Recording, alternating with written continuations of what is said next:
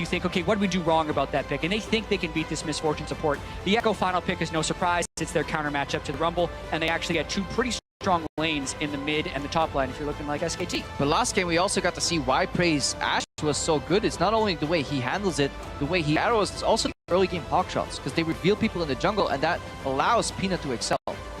Yeah, I agree with that. I also feel like this draft is much better than the last one for SKT. They're not against they're not with three losing lanes against a Misfortune as well as Elise, and they actually have lanes that can get some semblance of control with the mid lane, and maybe the Caitlyn can be a little bit better in the bottom side. What's interesting with that, as you mentioned, the context of the game changing because of the layer, 3 for SKT, 4 for ROX Tigers. They just took the victor over themselves, but just the way the matchups line up, we might have a substantially different game with just 2.5 different champions. And let's not forget that it was Peanut's counter gank very early on that decided kind of the series when he hit in the top lane rush, really allowed ROX Tigers to snowball, because we saw if the gold was closer, SKT could have easily taken it in the late game. Well, it's going to be a fun one to watch for, and we'll see if SKT can definitely hold on a lot closer to the early game than they had in the previous year. Of course, Kuro is back on his famed victor, and that will be some more damage to be had, which, again, helps ROX's late game chances out. But SKT looked so good when they had when they had Orianna on Faker. He's been very big so far in this series, and we have game 3 coming up. It's 1-1 so far, a best of 5 for a shot in the finals. We'll see who their opponents are tomorrow. But today we figure out who deserves to move on and who gets eliminated. Game 3, ROX Tigers vs SKT. Yeah, and the first 2 games have just been so insanely entertaining and played at such a high level. You can see why these teams are so hyped and why they are oftentimes considered the 2 best teams in Korea or the world. And we kind of just have to take a deep breath and reset for this next game, because you can't think about the past when you're in these situations, and you always have to look towards the future. How do these teams reassert their dominance, retake control of the series, and find their way into the finals? Yeah, it all starts with adequately playing the laning phase here. You see Gorilla moving up, farming gold again, trying to find enemy support.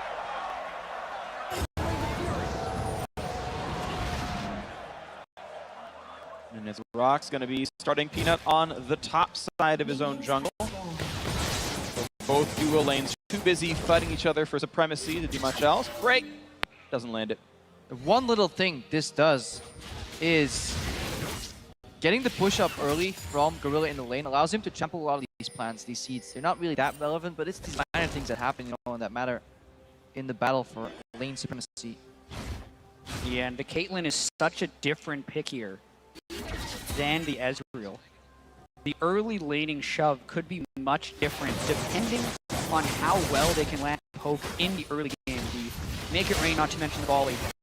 I doubt we'll see Bang in a 30 CS hole like we saw in the last matchup, but it's still going to be very interesting to see how they shove each other in. Now look at both these players trying to maximize their poke, hitting both minions and champions at the same time.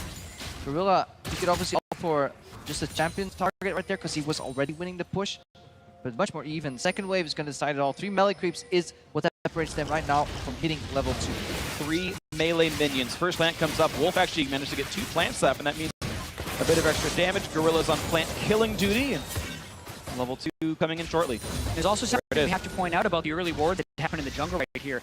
They got to see Peanut taking the blue buff, and they also have another ward in Raptors, so they could have knowledge of Peanut all the way through his jungle clear, which gives Blank and the rest of SKT a whole bunch of knowledge about how to play their lane. Same time though, Blank did get a leash here at the start of the game as well, so both these junglers quite aware of each other's positions. The interesting thing with the leash though is you can fake a leash as a top laner unless you have actual knowledge of him. Yeah, but Olaf is so dangerous on that clear just alone. But if you take it, he'd start blue buff, so it's technically possible. Blank right now, love this. In the range support matchups, it's so strong to get that Scuttle Crab early on, because now they can move the ward up the Tri-Bush. The only caveat is that at least Sin could technically go over the wall, but he would have to find some janky walls to really dodge that double ward there. Seems like it's not really going to happen. And Peanut was able to actually wait out the Trinket ward, and even if it's not specifically scouting SKT, knowing the general habit, saying, oh, Faker put a ward down, throw says he SKT left mid lane to bring it. Here's the timer, and Peanut's able to jungle without getting directly spotted. And this is how Peanut honestly snowballed the game when they played against EDG. ROX Tigers got some information on EDG in a lot of their games early on. Peanut went for a full clear and then went for a level 3 or 4 gank somewhere around their strong lane, usually Smeb. And once he snowballs Smeb ahead, get that first turret down, that's when he moves his focus to the bottom lane. And with these matchups in mind, they can do a similar style here again. Yeah, last game they had the early push from the Rumble in the top lane. They synergized that very well. But in that game as well, Blank was much more obvious about where he was. He burned his ghost in mid lane, then meandered up to the top lane to walk into a counter gank. Here he catches him at the Scuttle Crab, and the crisis is somewhat averted. And with this Scuttle Crab that he took out the Rift Herald pit right now, Smeb can keep pushing up the top lane because he can just ward the burst that he's about to do right now. He doesn't have to care for river wards because the combination of that ward and Scuttle Crab makes him ungankable by Blank, which means he can just unrelentingly push in constantly. And here's the first attempt at the gank. Peanut gonna ward hop, gonna land the auto attack into the slow. Nice juke by Faker. Stays going to the left, and Peanut's gonna land the Sonic Wave. Out of mind game. So he goes in for the dash, then he tries to fake a Q animation by Eing, hoping Faker would maybe flash if it connects, or juke, or endlessly juke to death. There's so much reverse mind games in that play. They're so good at juking as well. And Krepo, you and I were talking about this during the quarterfinals with SKT. How many deadly flourishes they dodged from Jhin. Yeah. The level of these players of just sidestepping so many of these skill shots is truly the best in the world. And we saw a small example of it right there. The mind games between Peanut and Faker, respecting each other's skills. And Faker comes away on top there by dodging. And it's actually Korean advice, but you gotta just keep clicking so close to your character model so you can do the quicker turns. You see that at Faker here, because there's no turn speed in League of Legends. He turns much more often and much more accurately than a lot of players. Right now, Blank trying to repeat the same thing here. Axum to Kuro. Looking for his play, gets this low. Kuro this time around, gonna save his summoners. Knows that Blank had the juke a little bit too far back towards the lane to grab his undertow again. Peanut there to say, hey, get off my mid laner. But Kuro is down significantly in this laning phase, and Wolf's up to make it even more difficult as Peanut gives over 45 gold. Yeah, like the roam there from Wolf actually, because they knew the other dual lane was recalling. They're going to be able to shove out the lane by leading Bang down their solo, and now they get to use him for some ward control in the mid lane. So yeah, well, ward control. They don't bring any wards. Look at their builds. Both of them upgraded Frostfang. They're like, screw the wards. We're the damage dealers now. Yep. Landing a full combo is 45 gold. It'll accelerate them towards a later sight stone, but they'll be fairly rich as before. Yeah, both marksmen actually getting very interesting recalls. Bang got a full BF sword. Prey has parts, and yeah, he's going towards Essence Reaver anyway, but not the same level of power right now on this Ashe. yeah, and the lane is working out much differently than it was when it was in Ezreal who was paired with his Zyra, because Bang's Caitlyn has been able to outrange the MF as well as outrange the Ashe as far as their really small trades as they're trying CS, and sometimes ROX Tigers can get the shove in, but then they also can't harass Bang as effectively while Bang is trying to CS. So this support misfortune pick is actually going to have some pretty real fall off if they can't execute some kills at level 6, and it's a much better choice here by SKT with the Caitlyn. Definitely, especially when MF tries to follow up on a Make It Rain. It's very easy for Caitlyn to just do EQ combo, any trap combo, any just sort of disengage where they can then follow up with some dash too. That makes it so like Gorilla has to wait for level 6. Remember though, the power spike on the engage is much better for ROX Tigers, because even if there is Strangle Thorns from Zyra, by that time she can very likely already be blown up, because both of the engages, both of the high damage spells outrange the exhaust that Wolf is carrying. So if he eats an arrow, he just gets blown up anyway. Yeah, not to mention the assistance that Peanut would be able to provide to this game. There's so much mobility on the Lee Sin with lane ganks with Ashe that if you land the arrow, even if the person has all summoner spells, it's a likely kill because Peanut can probably combo with damage. Yeah, keep in mind, he can safeguard to plants, and those things have almost 1,000 range you can place them at for a Zyra, so it is pretty easy for Peanut to get in. Also worth noting is sort of part of the course. There is Wolf getting caught at level 4. Here's the jump in. A few more attacks will do it, and that's first blood. Peanut with the flash kick on the Bang. That was beautiful, and they make it a double kill for Frey. And Bang should have flashed out here with C. Blank in here looking for Gorilla. Is he watching? No way. Is he gonna land it? Just walks into his face. The heal is there, and he's running away with Ghost and Undertow on. Sonic Wave is there. Is he gonna do it? Go. Is he gonna do it? In that range. Yeah. Wasn't able to like safeguard it and make it more. What an awesome series of events that we just saw right there. Exactly as they're about to ping level 6, they pop Wolf down, who was a little bit even lower on experience because of the support roam. Bang didn't have the flash at the right time. And then even at the very end, when Blank goes in for the last kill, just an awesome series of events. Yeah, but you can see that the pressure is getting to Bang here. There's no way he should die in that exchange. Right now, he should just leave his support to die here. Bail out. Just bail. Let him use the heal. Mad Life on that Q and then instant kick flash.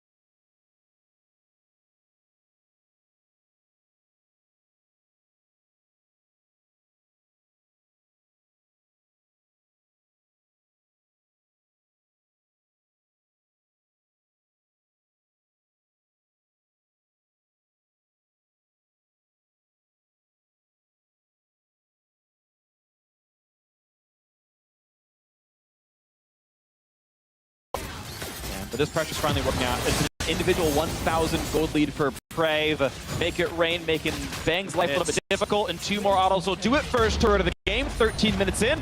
Nicely done, ROX Tigers. Watch Gorilla step in for a little bit of extra gold as well. He's not giving up any gold to his AD carry right now. He is definitely in the running for damage dealt here.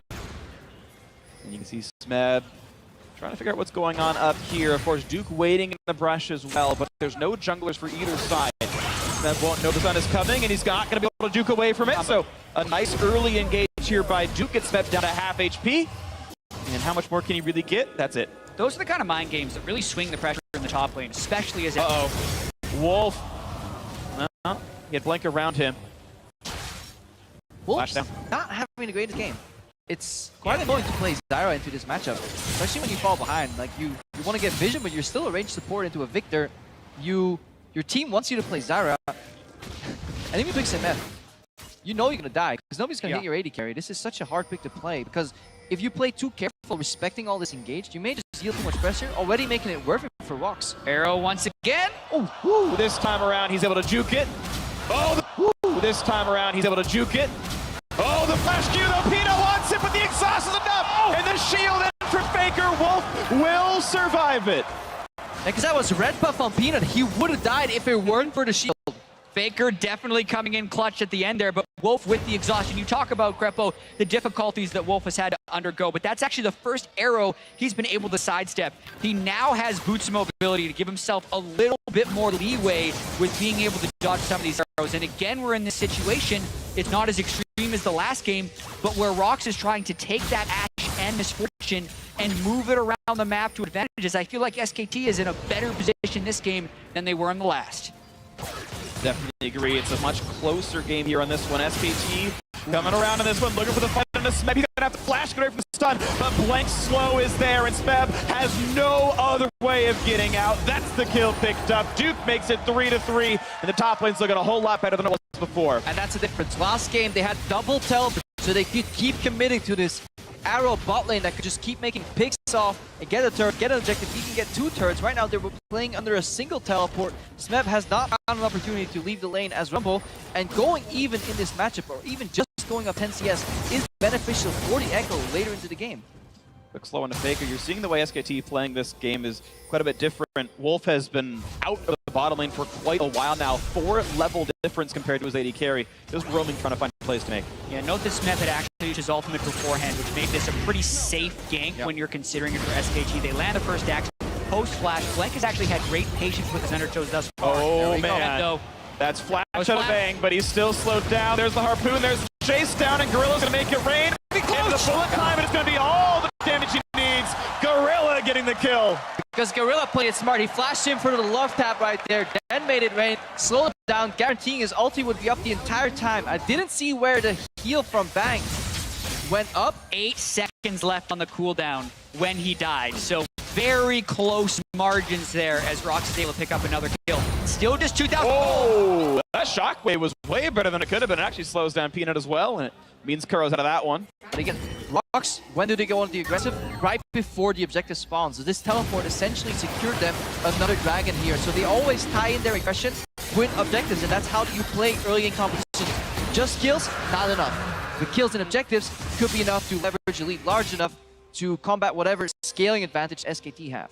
Yeah, that's the perfect balance. They have the pressure in the bottom lane, and it was clever how they ran Smeb there, even though his teleport was down, but now they're looking to catch him out. Stranglethorns to guarantee the rest of it lands. Wolf goes for the 100% secure combo. It does go to Duke. Blank gets an assist credit. Sunfire Cape hit him. Congratulations there. Cinder Hulk, I should say, but arrows coming in, and of course, it's going to hit Wolf, but how much more can they get? Oh, they're going to get the kill. Feels bad, man. You go for a cross-map play, you catch the enemy top laner, you just use his teleport, everything is great. You even out that dragon somewhat, then an arrow hits you. It's a back on the play. Yeah, the ulti was already down. He used it to get away from Prey's slows, and that's going to be the quick 2-for-0. ROX in even more control. I mean, ROX, they keep switching up the side of the map that they play on. They finished the objective in the bottom lane of Tier 1, so they left Bang alone. So even though they were a member down, they were still in a numbers advantage because they had the pick potential with the arrow, because they keep moving in bigger units, like they continuously move as 4 or 5 men. Yeah, and then the question is, can you transition those kills into objectives? So far for ROX, it's been absolutely yes. They can get this turret down right now, and even though SKT was pushing the mid and bottom lane turrets, they only chip it. They don't actually convert into gold. Yeah, again here, Smeb, he moves back to the top lane because his bot lane is basically saying they'll match him. He goes a bit too far. Honestly, this is Smeb overextending, but the reaction here, look at where Prey and Gorilla are right now. He sends out his arrow from so far. This is like... Yeah, Peanut gets spotted on a ward, doesn't care. If this arrow lands, it's good. It was the blue trinket that also helped him with the vision there. Once you get the long stun onto Wolf, it's an easy pickings for Peanut. And then Blank running out this way, you know his ultimate's down. Peanut can extend the play after.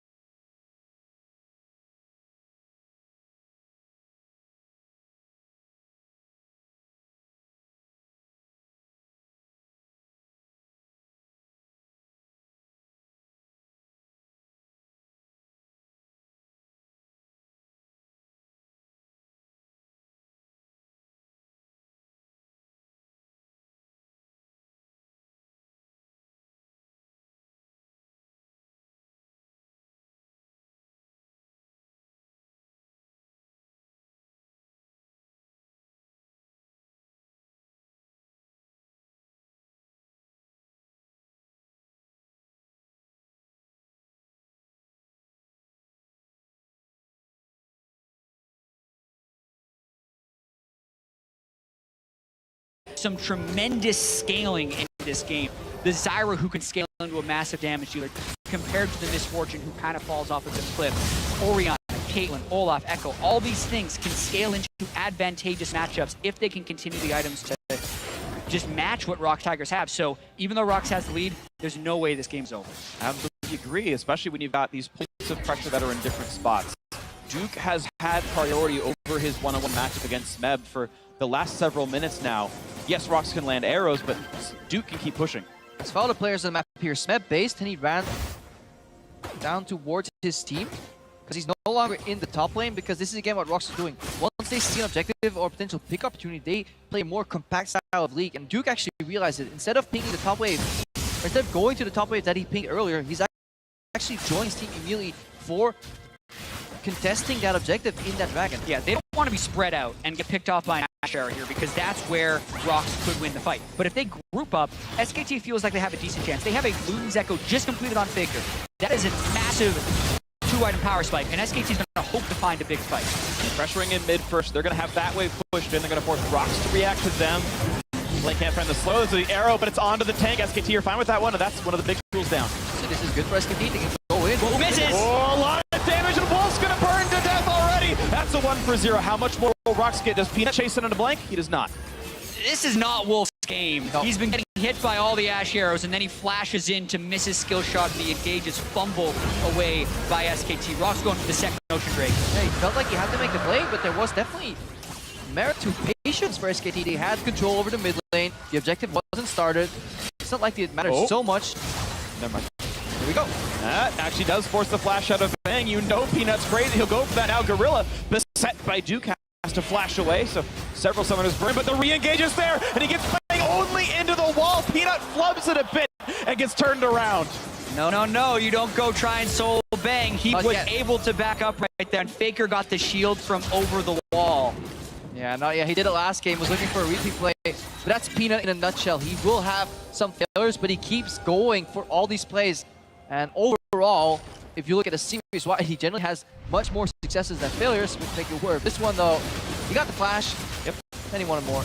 Yeah, he knows that the flash is down on Bang. He lands this, but doesn't account for the 90 caliber net. Can't kick last time, but even if he could, Faker's still going to be able to get over there. I think the trap, he got onto a trap that's sold him, and he knows. He's like, my bad, boys. Oh, now it's pressure back on the mid side. Wow, Duke deletes one, but it's a trade as well. Both supports are dead, and now Duke is being chased. Gets back onto Prey. They have the damage. Yes, he does. It's a shutdown. But now it's the Equalizer trying to hope the fight is just that. Maybe it's a 2-for-2. The flash chase, Kuro's there, the slows are there, and he will get the kill, a shutdown. 2-for-2 overall. And we can see almost the fatigue or just the rapid pacing of the series starting to influence these players. The fact that you get hit by an Echo Ultimate where you can clearly track the Ghost. You know, so many of these pickoffs have been visible to either teams, but there's these small mistakes. Wolf flashing in. They really wanted to finish off this mid lane turret. The Asher actually lands on a Faker, but that pulls the rest of SKT in. So then Prey just has to flash forward onto Wolf, knowing all the damage is gone out of the fight. Impressive of Duke to be able to salvage this one, kill Gorilla, then ult back onto Prey, who wasn't respecting the clone. And yes, ROX runs it down, but to get a 2v2 in that situation, I think is actually fortuitous for SKT. I have to take that back though, because the clone wasn't actually visible, because he came from the teleport. That was the frame the clone spawned in the lane, because it was still in the fountain. He didn't know when it was going to come down, so he essentially has to count down 4 seconds from when the TP lands. That's just beautiful from Duke. That's, How many that's times? actually insane from Duke, because if he does that a second too early, he flies back into the fountain. And we see that all the time from Echoes who teleport into fights and then want to use their ultimates. So And if he did it 0.5 later, he would have missed. So that is actually frame perfect from Duke. Yeah, beautiful stuff right here. 2,500 gold separates these teams. It is a narrow margin. And yes, ROX have better scaling than they did in the previous game. I would say that their threat's not quite as high, and that is a nice juke by Bang. yeah, great sidestep. And as effective as the Ash arrows have been for Prey thus far, the effectiveness is going to diminish a little bit. Because SKT is finally getting some things to help themselves. So far, they haven't done much to help themselves. No cleanse on their mid laner, no QSS, and you're not building Mikhails on Zyra because you want to build the Andrews. Soon, Bang will have his QSS. Olaf will always be able to use his ultimate to get out of it, and Duke is becoming tanky enough to absorb it. So the number of viable targets for Prey is diminishing throughout the game. In addition to that, they can also just use decent posturing and like making their ranks efficient. If they have people with Faker behind them, Faker can just shield whatever target gets hit. He can likely survive. Put Duke in front, put Blank in front, or a Blank rather in front, and then suddenly Bang doesn't even need to buy a QSS. He can just hide in the back line. Yeah, they have an incredibly strong front line with the Orianna. It's very similar to what they did in Game 1 when they had the Trundle, Olaf, and Orianna. So very strong late game team fight, and SKT is extremely confident. SKT meanwhile have moved into the 4-1. They've taken control of the river area. There is no vision in that Baron. There is no blue trinket right now available either. They have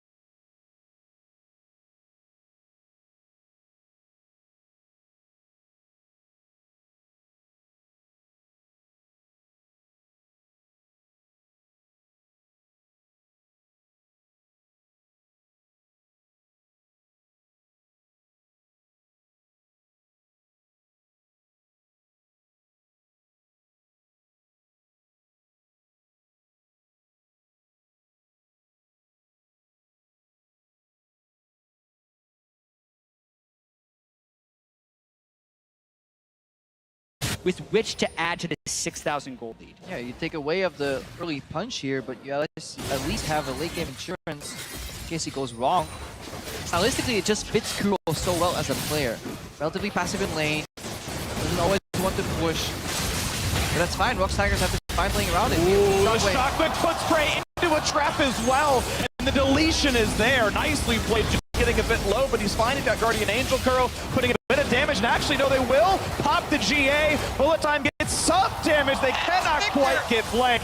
Then Duke revives up, but still a bit of time to play with. It's a 5v4, and even despite that, SKT's low enough that ROX continue to have control over this turret, and they knock down one with the Baron. And that's honestly the mark of a great team, knowing that while you're a man down, you may just have the resources to still win that fight 5v4. Beautiful combo here, trap. Yeah. Prey off to the shockwave. Prey was getting pretty greedy there, trying to get hits in near those Caitlyn traps, but also he did have flash up while that shockwave was hitting, so thought he was out of range, wasn't quite, does get punished, but I agree with you, Crepo. Just the strength of ROX to know, even though they lost their AD carry, shockwave was down, the rest of SKT's teamfight wasn't super threatening, and they could continue to stay in. And that for me was one of the best things about SKT when I first started discovering them. They would be so good even in deficits, especially around early backends, where they would lose a member, but the opposing team would use so many ultimates to get that one pick that SKT would masterfully fight out the remaining 4v5 and win. So ROX, reminiscent of that strength here in the duel, where they may finally be able to beat and best SKT in a best of 5. And it's worth pointing out as we siege into the top Ash lane. Arrow. Asher coming in, gonna get dodged away from. It's now just Teleport from Duke. top side. And they know Ash isn't here, so they're actually going to push really hard to try and get onto Kuro here. He's got flash. Well, when the Kuro, he's got flash, he's got ulti, but he's not gonna burn these spells just yet. He's running out of health way too rapidly, and Blake's gonna pick him off. The shutdown is there, and Gorilla's now just putting bullets into Duke. How much can they really get? Ooh, Bullet Time does a lot. It forces flash out, and now Prey is here. Exhaust is on. One kill picked up, a Faker gets it back onto Gorilla. Smith running out of health and gets shut down as well, but Prey, does he find the targets? Peanut has Guardian Angel. Maybe he plays frontline. How much can they really get? Prey turns the back around. Look, bang, looks for it all. He's got one. What else can he get? It's gonna be Blake in his sights. He's coming back. Faker's low. How much more can they get? The stun's coming in, and it's Duke with the big play. But the turnaround from Prey, trying to get back in. The chase, the resonating strike, and the ace comes through for Peanut. These fights are out of control this game. ROX Tigers and Prey in particular, time and time again. When you think an AD carry might go back, Prey stays in and he comes out on top. Oh, we're in a world tournament with so many great AD carries. Wondering who will be on top at the end. Prey is definitely making a statement here. All-Star Jet, as you pointed out, they know Ash is not here. They run at Kuro. Look at Peanut, he's waiting for Blank to get the OF ulti to timeout. That's what he's hoping for, a good kick, but he stays too close, takes some damage.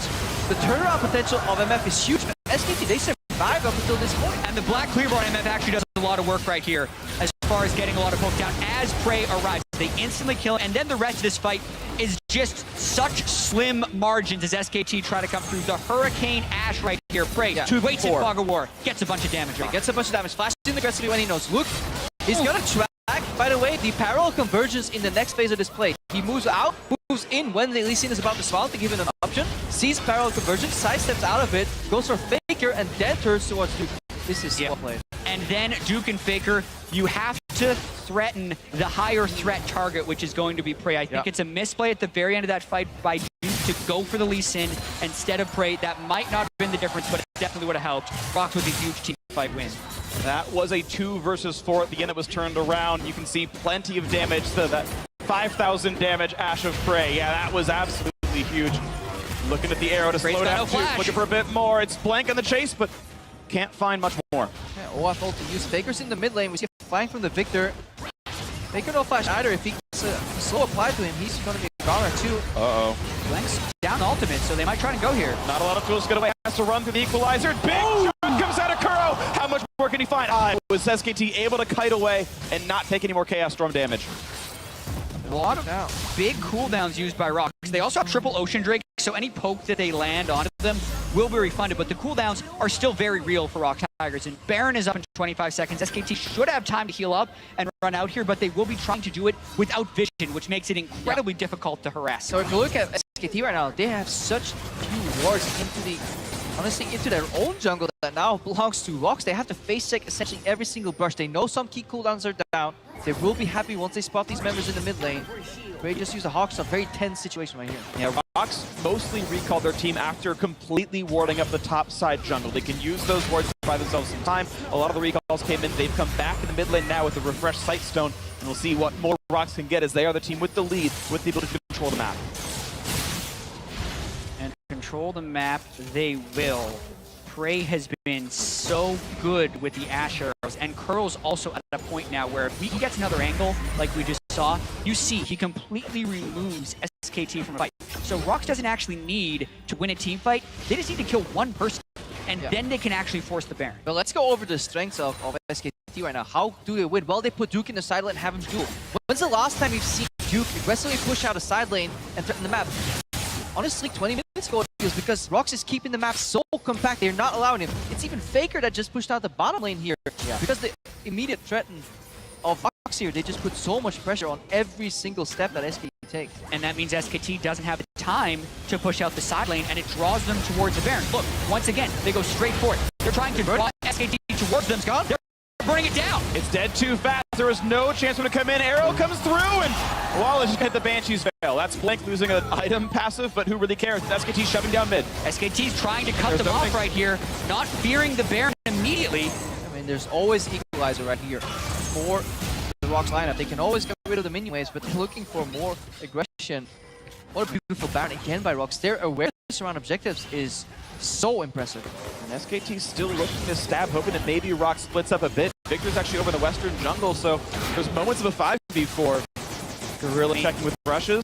There's a chance that SKT will try and play around Elder Drake, but the play that SKT just tried on the ROX Tigers is getting turned around on them. They have a clear path up mid lane with Baron. They can get the inhibitor. The only way SKT stops them is fighting them from the rear. And they can try. Kuro has to slink around the far outside. Inhibitor turret's already gone. SKT, when will they choose to go in? The front line's in place. Duke is looking for something, but he's not going to get Prey, who plays far enough back that it's not even a problem. But now, ROX's escape is through a turret if SKT can find their way in, but they cannot. ROX out with an inhibitor take clean into the top lane. And this must be a very easy game for the observers, because with one single swoop, they can always track the entire ROX lineup. These guys are always 5 together here, combating the 4-1 nature of SKT, because they have hard CC embedded in their comp.